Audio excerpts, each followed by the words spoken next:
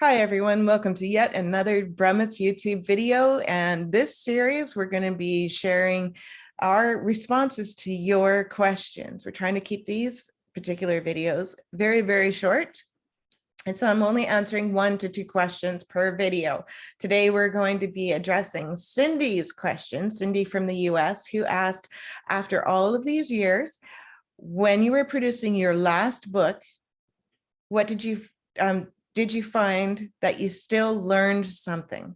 That's an interesting question because yes, we've been in the world of writing for 25 going on 26 years now.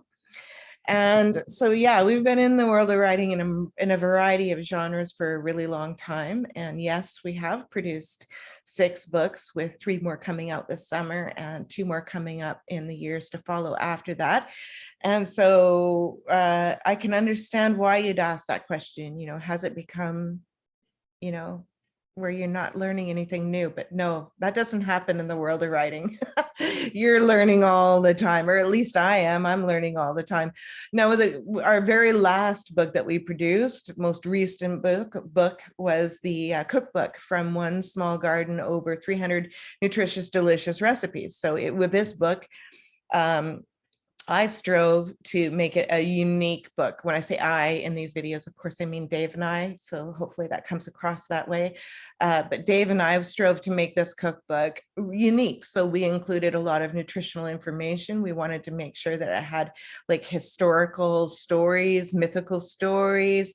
We wanted to talk about like the nutrition of each superfood that we were highlighting in that particular recipe. We might talk about like an agricultural informative tidbit about that particular food, or we might cover a variety of different information about it involved in there. We cover like cooking tips, lots of energy saving tips, time saving tips, and we wanted to make sure that the book followed along the whole theme of using your everyday life to make a difference in the world. So we showed how choosing to purchase from local suppliers, local gardeners, farmers markets, or growing yourself as much as you can, whether it's on your deck or your stairway or your front step or your backyard or whatever space that you have to grow in, or your windowsill, we encourage you to do that, and thereby reducing packaging and shipping and warehousing and the fossil fuel cost that comes with your menu plan. So for us, the book involved a lot more than just putting some recipes together. And we wanted to make sure that we didn't bring the price up. So we kept the photos to just the cover and just the covers, the back and the front covers, and didn't include any photos on the inside, keeping the cost down. So here in Canada, the price of the book is like around $20. In the States, it's around, vice versa. In the States, it's around $20, and in Canada, it's about $25.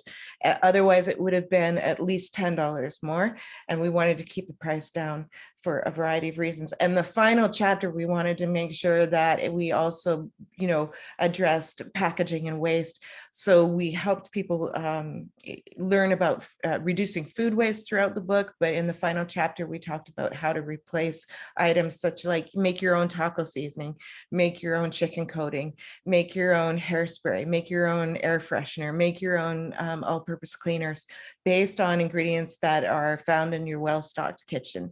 So it's more than just a cookbook. And so it involved a lot more. So for that reason, it was a big learning curve. I was really evaluating the entire genre of that. There was the beta testing period too, which Cindy, I have to say, was a huge learning experience for me, because I had to learn how to slow down and try to see the recipes and the instructions from someone else's point of view. So for me, I don't have to list every single step because I know that recipe so well and I know how to cook. And this isn't a book about how to cook. So we stress that quite a bit. We expect that the people who are picking up the cookbook know how to cook. They know the basics. They know what sauteing an onion means, that kind of thing, right? So we're not teaching how to cook, but we did have to slow down and give explicit instructions along the way to make sure that everybody understood exactly how to do this, and also offer a lot of variations for each recipe so they can tweak it according to the ingredients that they happen to have on hand or whatever is in peak harvest at the time, and they can make that recipe unique each time they make it. And so it's not always the same. So I learned patience. I learned that, putting it through the beta processing, people were pointing out, oh, this wasn't clear to me. What does this mean?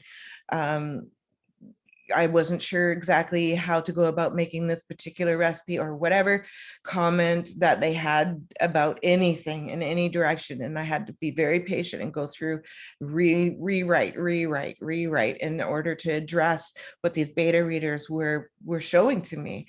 It's a lot harder than it sounds, especially, coming up with a way of explaining it without teaching you how to cook, so you have to find that fine-tuned balance and make it clear and concise, and yet not be too wordy. You don't want to have like 4 pages of explaining a recipe, so it has to be clear and concise. And then the write-up for each recipe too was a challenge for me, because you had to get very creative, flowery with the language of describing the recipe. How did it smell? How did it taste? What were people's reactions? Guests who were served this, what were their reactions? And trying to incorporate that kind of feeling and ambiance into the introduction of the recipes, so that they were much more appealing and intriguing and enticing to the person looking at the recipes. So that was a very difficult time for me. Also, what I found quite a challenge was having that shut off button, which is really difficult for me. Be willing to give myself time to recharge, to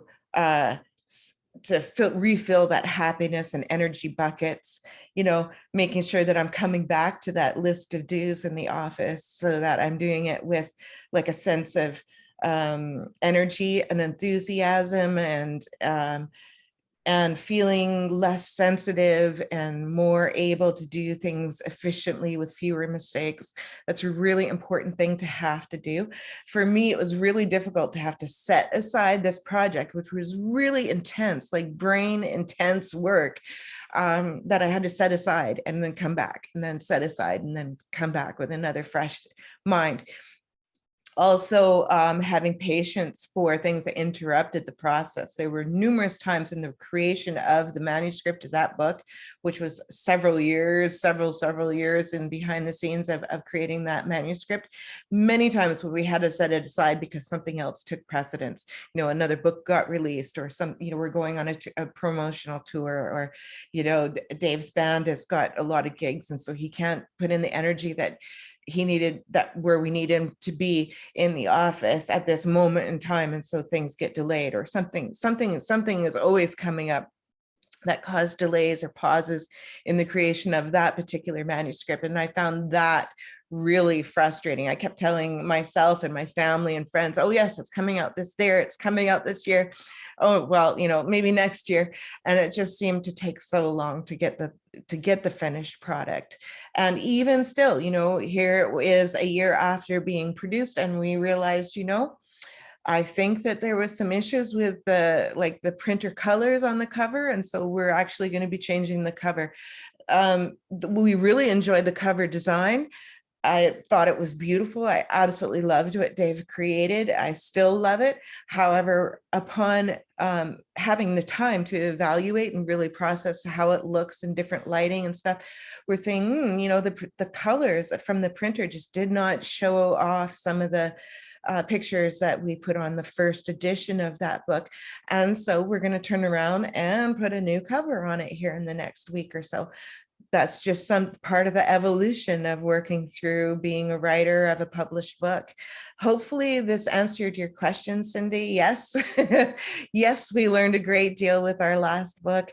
Yes, we're learning all the time. There's always something new. There's new technology, new ways of promoting, new ways of dealing with something, new programs that we're utilizing in order to create the manuscript or the imagery or what have you. There's always something new that we're working on. So Thank you, Cindy, for that question. Really interesting question. You had me put on my thinking cap for that one. All right, everyone. Thank you for joining us for these answers to your questions. We'll try to come back next week with some more videos for you.